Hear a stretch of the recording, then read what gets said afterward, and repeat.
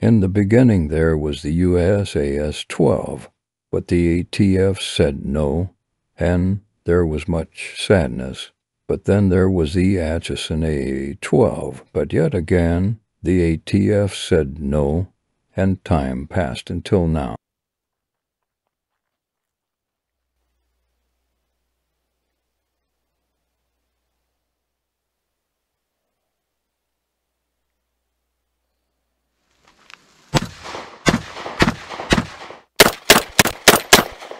Hey everybody, welcome back to another WV Guns and Goats video. And tonight we're out here with the Core 12 by Black Aces Tactical. This is a gas operated, semi-automatic, 12 gauge mag-fed shotgun that looks a lot like a big AR-15. As you heard there in the intro, there have been AR style 12 gauges in the past, but they've kind of fallen off the market because the ATF decided they were just too cool to allow us to keep having them. Although there were AK style shotguns, but if you didn't want an AK style gun and you wanted one that mimicked your favorite AR-15, well, you haven't had a lot of choices until recently with some of these Turkish import guns. Now the problem with some of those is that they don't look enough like an AR-15. Sometimes they have design cues, like the gas system underneath the handguard, or inside the handguard there underneath the barrel, or they just, have styling to them that doesn't make them look enough like an AR-15. However, this one, I think, looks the most like an AR, and that's one of the reasons I wanted to try it out. This gun was supplied to us by Black Aces Tactical for this video. And before we get into the video, I'd like to ask you to please like, comment, and headbutt that subscribe button to join the herd here at WV Guns and Goats. Now, one of the things that makes this gun special is that when I was at SHOT Show and walking around, I saw a lot of different people importing the same old types of Turkish shotguns. A lot of people had the same model at their booths. But in my research, I have only found this gun imported by Black Aces Tactical and one other company. It's kind of how like RIA, Rock Island Armory, only imports their VR80, and they're the only company out there that does it. This gun is only imported by two companies that I could find, and I probably researched it for 6 or so hours one night trying to see if anybody else did bring this in. Now, I know some of you may balk at Turkish shotguns and say they aren't going to be reliable, but that's why in this video we have over 300 rounds of mixed 12 gauge shells that we are going to put through this gun. We've got buckshot, slugs, birdshot, and we even have some 3-inch Magnum buckshot rounds that I'm sure my shoulder isn't going to enjoy. We're also going to unbox this gun, and we're going to go over all the features that the gun has and everything that comes with it in that box. So let's go ahead and get to it. Well, inside the box, you're going to get the gun, of course, but you're also going to get 2 of these 5-round magazines. These are what's known as 1919 pattern or MKA 1919 pattern magazines.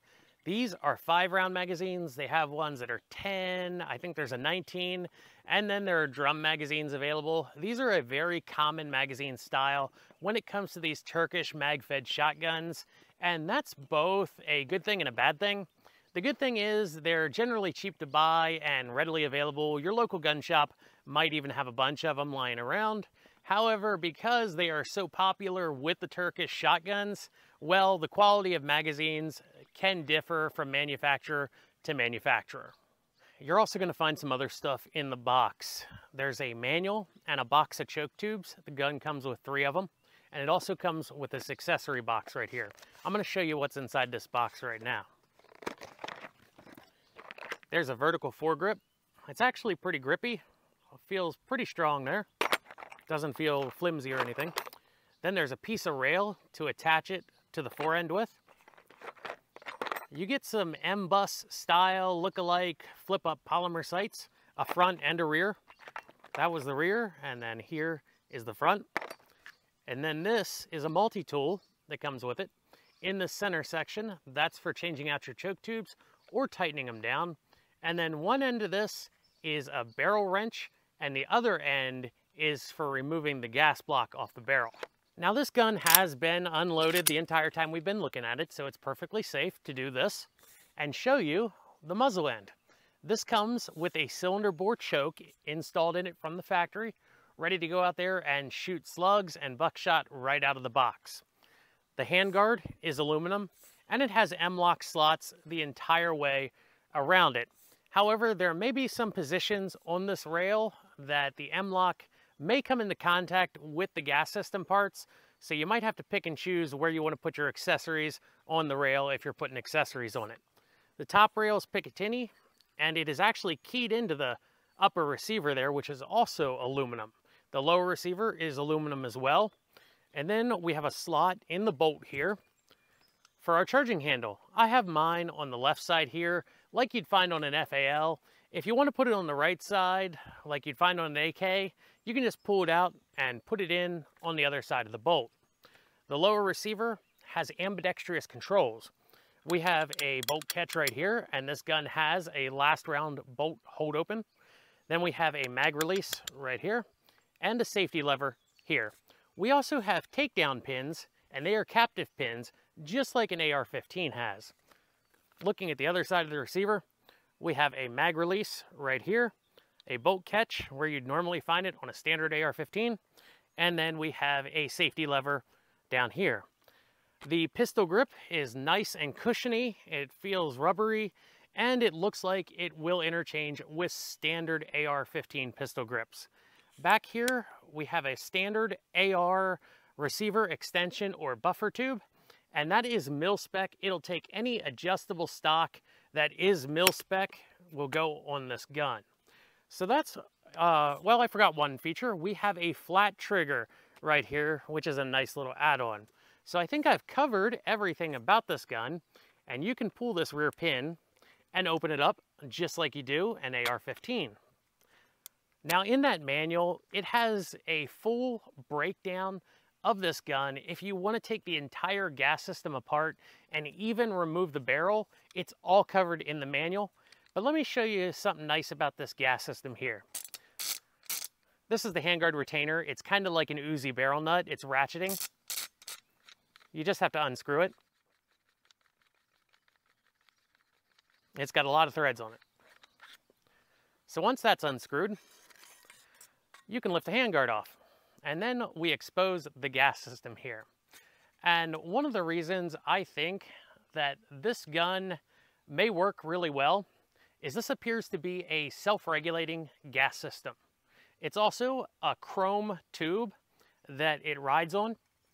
And when I say self-regulating, some of these Turkish 12 gauges, you have to change the gas piston out. If you want to run low brass or high brass loads, you have to change it out between the two. This, when you pull this back and that piston drops down, it's only going to use as much gas as it needs to cycle the gun, and then it's going to vent the rest of the gas out to the atmosphere, and then the gun is, of course, going to cycle and get ready for the next shot. That's one reason I think this shotgun may do pretty well. You can just slide the handguard back on and reinstall the handguard retainer.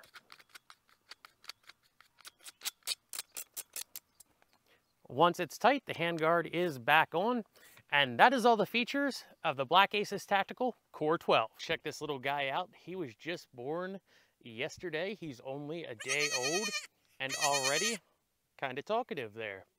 But I'm going to go ahead and put him back with his mom now.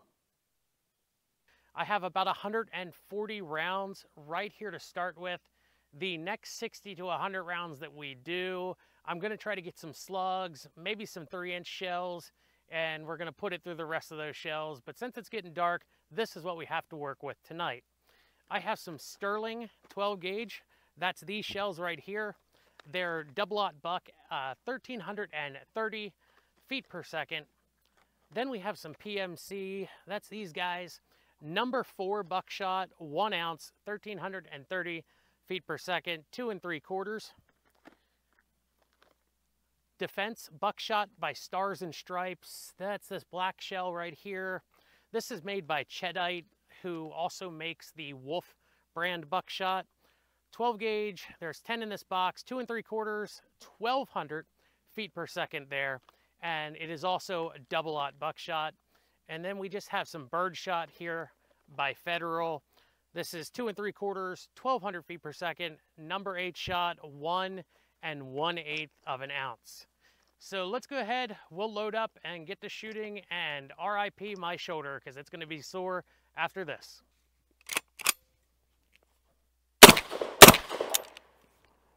Okay, we had a light strike.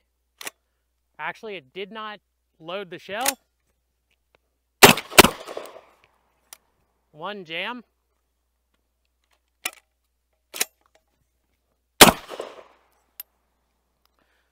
Okay, so we had one issue there. Really, we had the one failure feed, but that was really the first magazine ever through this gun. We'll see if it breaks in.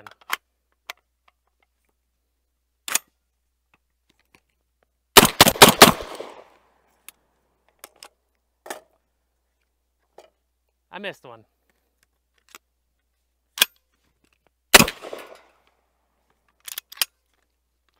Let's load up the next couple rounds and keep going. The last 2 rounds of Sterling that I had on the bench there. Locked open fine.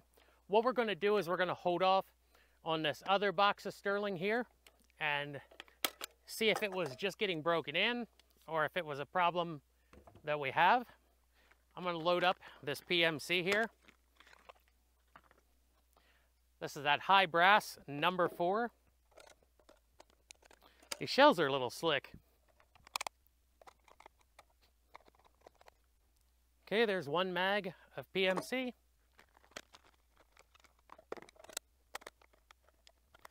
Now, shotgun shells aren't the easiest thing to load into magazines because they are rimmed cartridges. So you kind of got to get the rim over the front of the brass, and sometimes they catch on there. All right, we got 2 magazines loaded up with the PMC.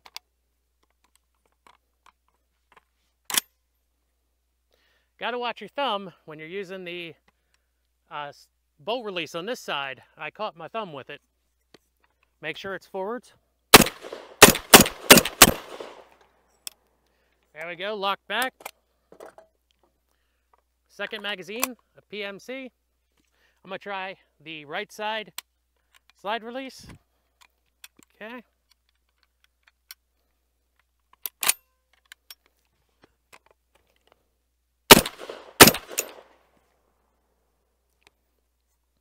Okay, that time it did not reset the hammer.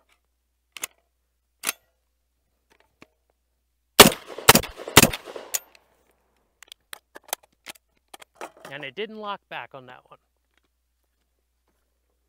We have had some problems with that PMC ammo before in a Tavor TS-12. It blew out a couple primers actually from the shell. And I don't think PMC has made shot shell ammo for quite a while now. At least that's what they said when I brought it up to them at SHOT Show. So there's 5 rounds of the Stars and Stripes, or I think it's Stars and Stripes. Yeah, whatever, it's double-aught buckshot.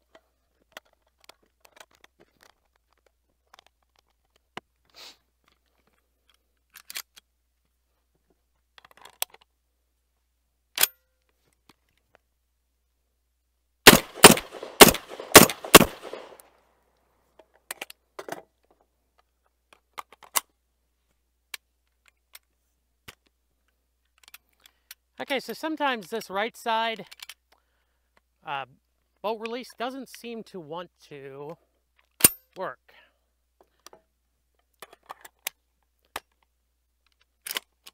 So I've got it to catch the bolt again. It worked that time.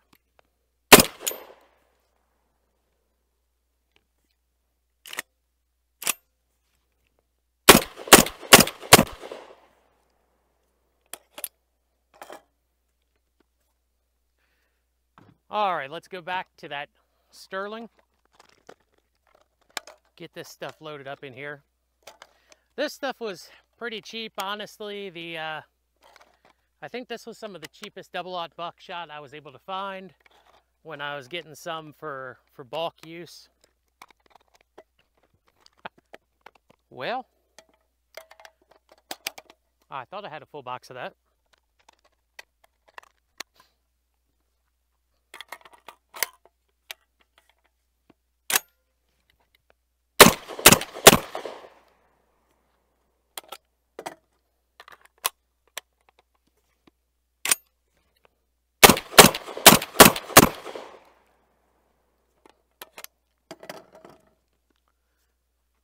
And I've got to the birdshot now. We got a good bit of this stuff. Of course, this is that stuff you're going to buy cheap, take it out and blast clays or something with it. Dirt mounds, garbage piles, kind of like we're just blasting our backstop right now. Of course, this is the hardest one to get loaded in here. You know what, that'll probably work. I kind of wonder if these magazines need a break-in as well, because they seem to be getting a little bit easier to load.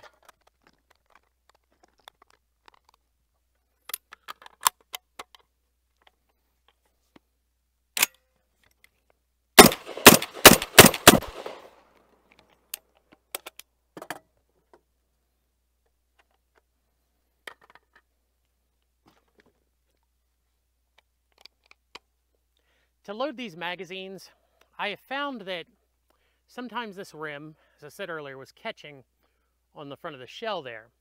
I found out if I kind of just press down on the front of the shell that's on top and push back, it'll get over that hump there.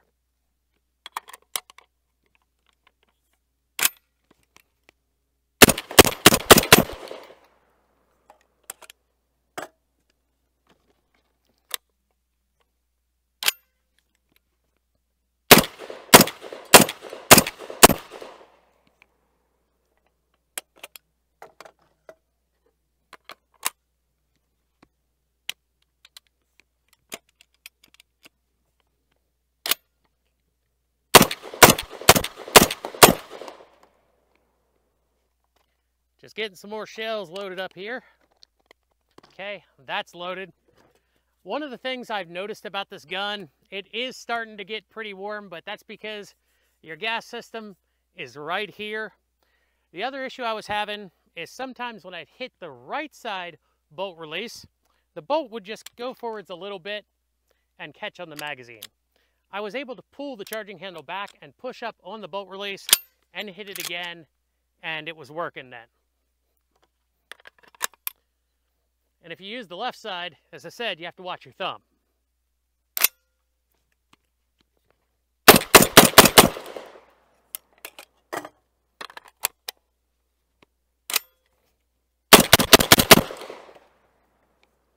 Ooh, yeah. That's what I'm talking about there. Well, let's keep it going.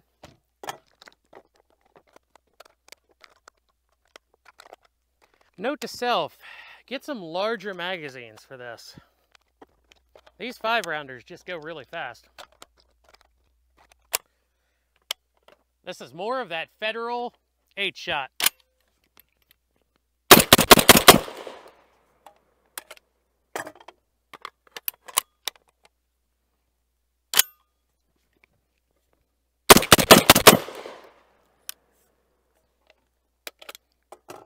Let's make sure our handguard retainer is still tight. It was one click out. Might be something you want to keep an eye on. So far, function-wise, it seems to have broken in. And I think it's going to run really well now. Some of these shotguns recommend like a 200 round just to break it in. But if it breaks in before then, that's always a plus.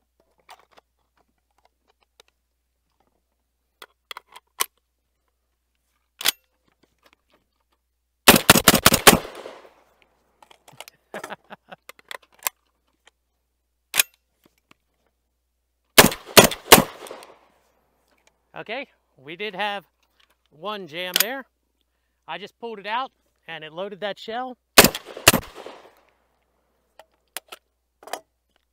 So not a jam that we really had to stop for.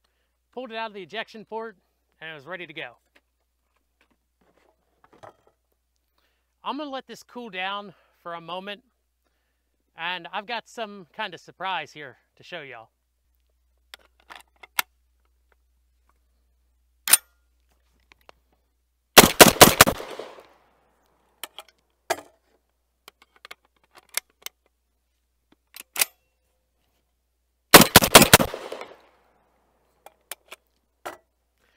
And I said I had a surprise for you. Since it's such a common magazine, they also make those drums for it. Drum magazines, though, are notorious for not being the most reliable. We'll see if this one works, but I'm not going to hold off any of the malfunctions we may have feeding against the gun out of this magazine. It has showed us it works fairly well with the stick magazines.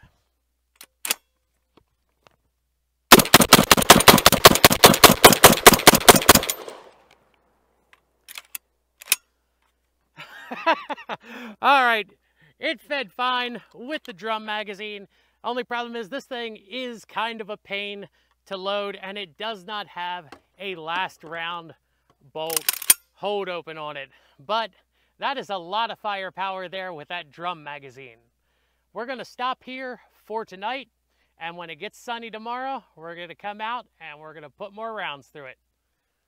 So first I want to apologize for any wind noise. I think a storm's coming. We're going to try to get through this before it gets here. So we've got the last box of 25 rounds of Federal bulk pack here. This is number 8 shot, 1200 FPS velocity. Then we've got a box of Stars and Stripes rifled slugs.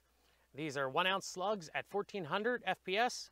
We got a box of Sterling Tornado slugs, a box of S&B number 4 buckshot max loading, a box of Royal double-aught buckshot. Then we have a 100-round bulk pack of Winchester targeting game, 2 3/4, 1200 FPS, 1 1/8 ounce of 7.5 shot. And then we have these punishing shells right here. These are the Remington Express Magnum buckshot. These are 3-inch shells, 1225 FPS, 15 pellets of double-aught buck.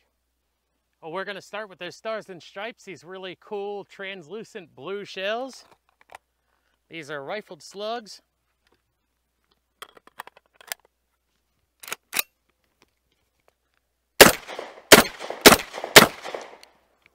Had one. All right, so we had one jam there.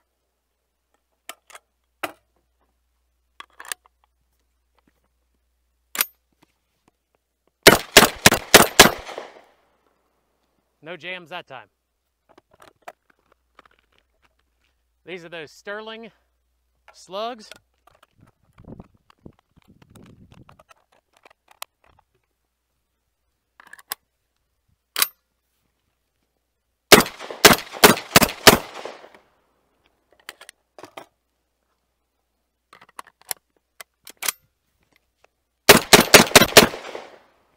Let's try that Royal Rio buckshot. These are also a see-through shell.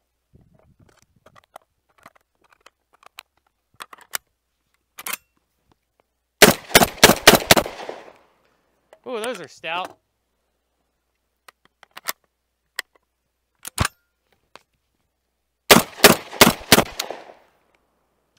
Okay, we have one jam here where it has pinned the shell up against the feed ramp there, so we will have to remove the magazine, lock this back.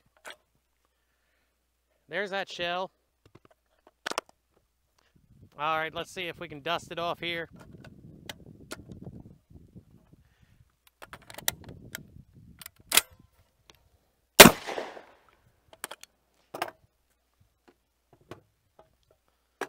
Well, what do we start with next?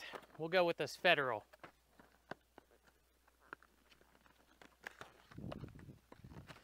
Give the shoulder a bit of a break here with this light loads.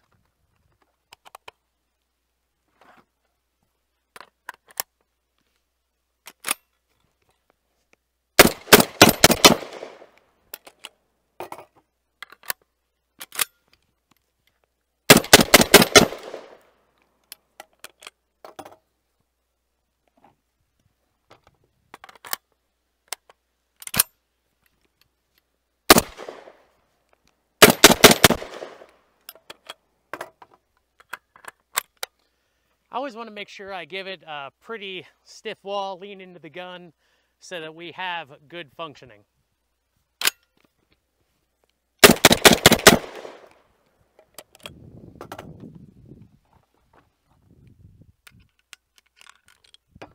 Thought I could just drop that in there.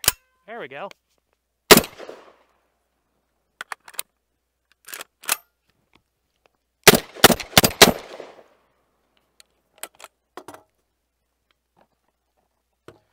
All right, so the gun's getting kind of hot right now.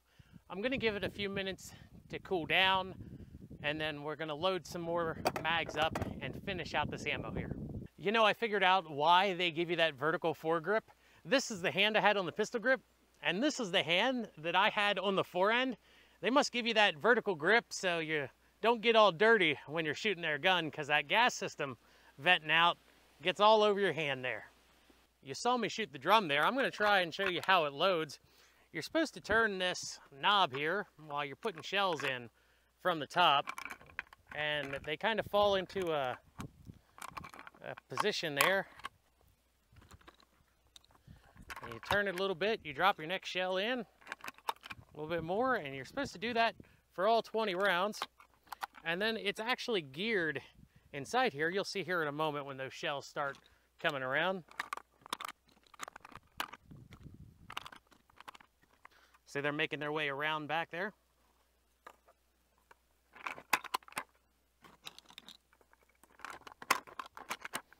I think it's cool it's got this see-through back here so that you can tell how many rounds you have, or you can watch the rounds disappear as you're shooting it. And I believe I have seen a 30-round drum for these guns as well. Must be the last one, it's the hardest one. All right, there it is, completely full. I'm pretty sure, let's count. We got 1, 2, 3, 4, 5, 6, 7, 8, 9, 10, 11, 12, 13, 14, 15. So there's probably 5 in this feed tower. There's 5 left in the bottom of the box. So our drum magazine is full and ready to go. So next up, we've got this S&B number 4 buckshot. I didn't have 10 rounds. I had 5, and then I've got 3 in the one. So not a whole 10 rounds of this stuff. But let's see if it functions anyway.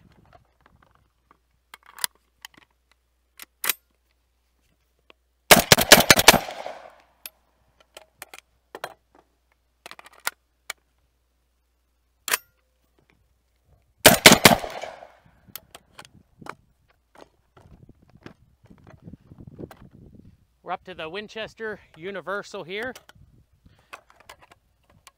Now I will say that this ammo doesn't have the best track record, but we're gonna see if the Core 12 there eats it up.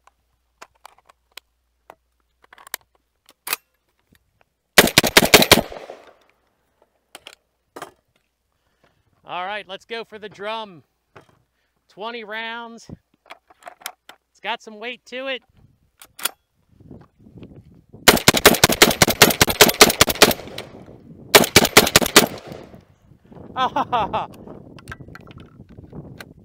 Almost there. We had one jam. And it is stuck. There we go.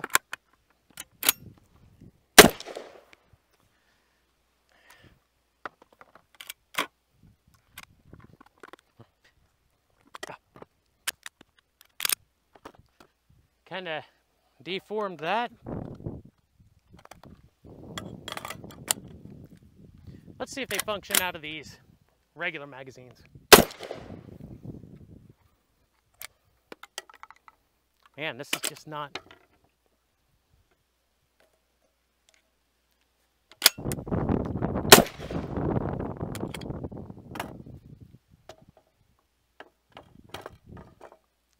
So like I said, the Winchester doesn't have the best track record.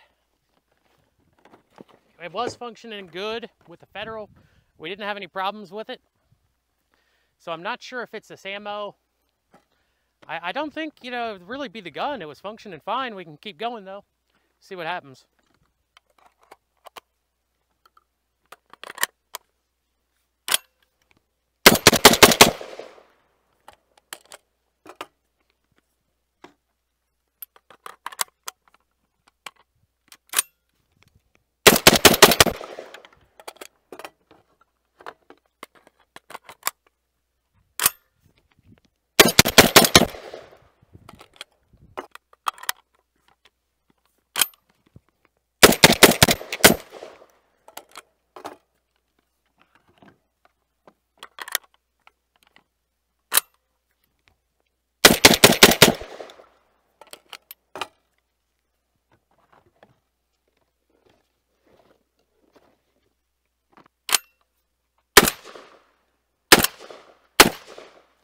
Okay, so we did have a jam there.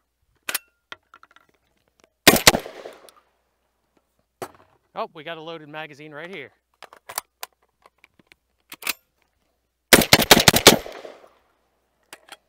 As you see, it just eats through that stuff when it's got a nice firm backing to it.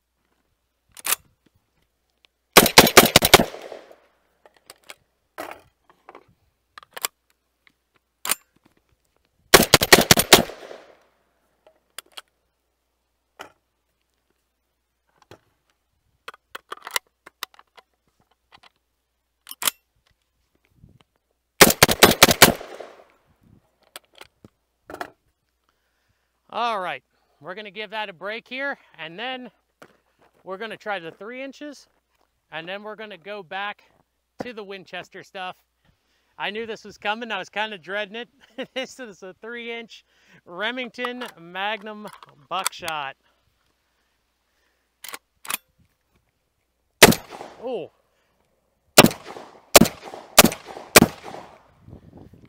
That stuff is spicy.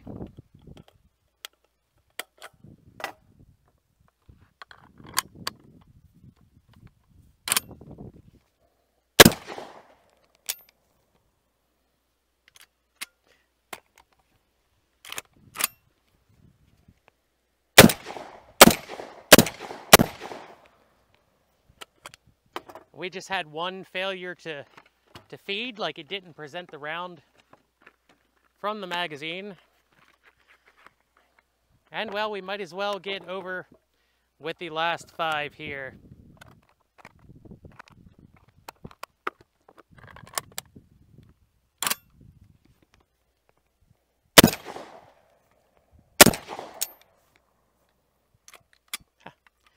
Exact same. It just didn't present the round to us, so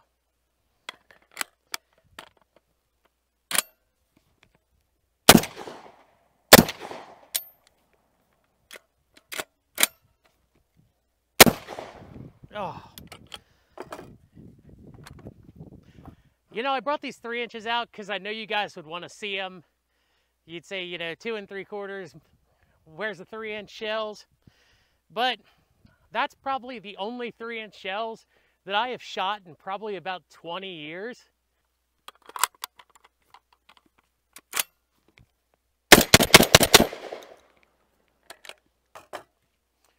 All right, back to the drum here.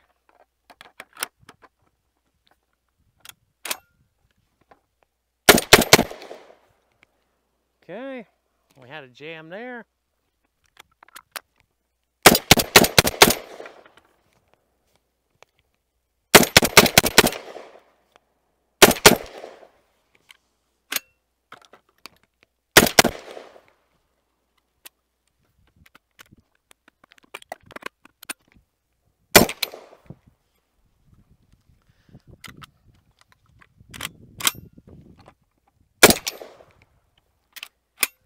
Whew.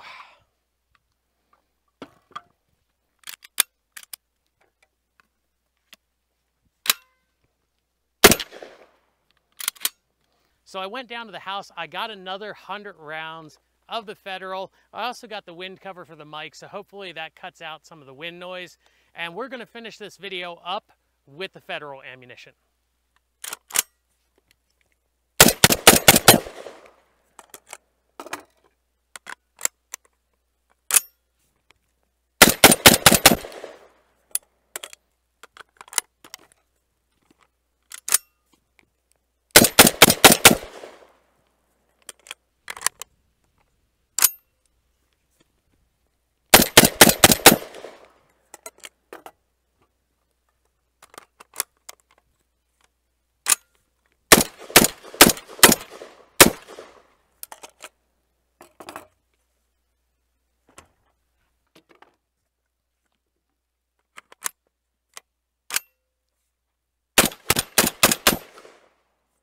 So let's go ahead and try the Federal in the drum here.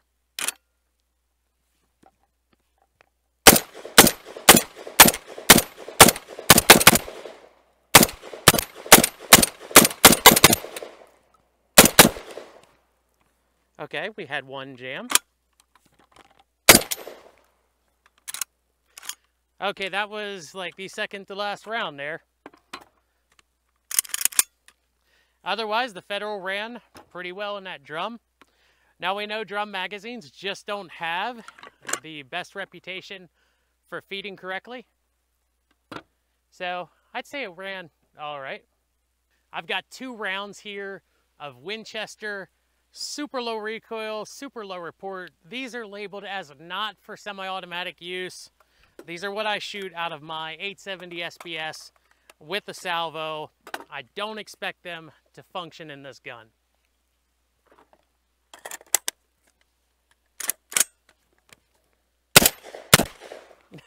They did. That surprised me that it functioned with those 2 rounds of this stuff. I found 4 more rounds. That's all I had left in the box.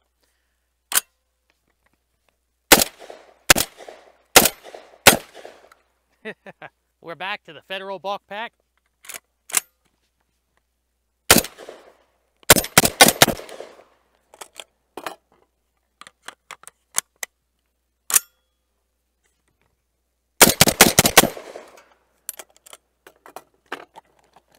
I think this is going to be the last box, guys. We've already put over 300 rounds through this gun today and yesterday. So this is going to be the last box.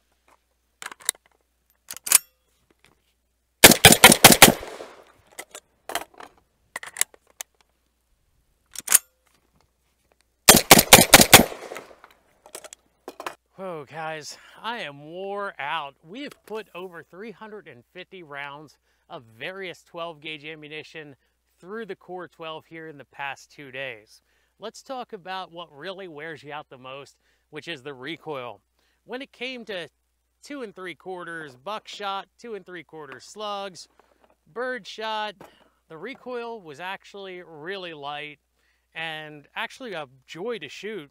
When it came to these 3-inch ones, these really heavy kicking shells, well, I think I'm actually still feeling the recoil from those rounds. Reliability with the 3-inch shells, we had 2 failures of the bolt to pick up the rounds. But as I said, a lot of people really aren't out there shooting 3-inch shells. When it came to the 2 3/4, we had pretty good luck until we tried to use Winchester White Box and the drum magazine. That gave us the most problems. It turned this gun from a good functioning gun into an exercise in clearing jams. But if we stuck to our Federal ammunition here for our bulk use, this did the best. I think we had 2 or 3 jams with it, but otherwise no problems there. And we shot the most of that Federal ammo. So I would say that this gun does really well if you're looking for an AR-12 gun for a range toy, something to take out and just blast off some 12 gauge shells, and you want your 12 gauge to look like one of your AR-15s. I think this fills that niche really well. If you're going to use it for home defense though, you better find a round that functions 100% and never gives you any problems in this gun. Also, if you're going to use it in that case, you're going to want to make sure you go through the complete break-in period on this gun so you know that it works 100%. If you want to know more about this gun, go ahead and check out blackacestactical.com. They have a lot more information on their webpage there. And guys, thanks for watching tonight. This has been another WV Guns and Goats video. Remember, if you're not out there having fun shooting, what are you doing?